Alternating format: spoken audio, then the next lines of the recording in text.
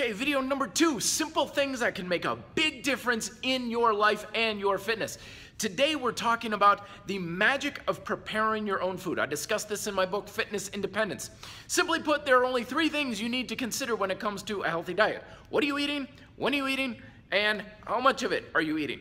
Now, when you let other people make your food, whether it's the barista over at the coffee shop, or someone at a restaurant, or even the cafeteria at work, you are literally leaving the quality of your diet up to complete strangers who do not care one iota about your weight loss, or your building muscle, or anything.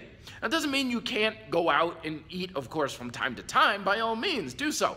But put about 80% of the time, make your own food, and I promise you it's gonna be so much easier to eat well, to eat better, to manage portion control, to maintain your weight, to do everything that you're trying to do.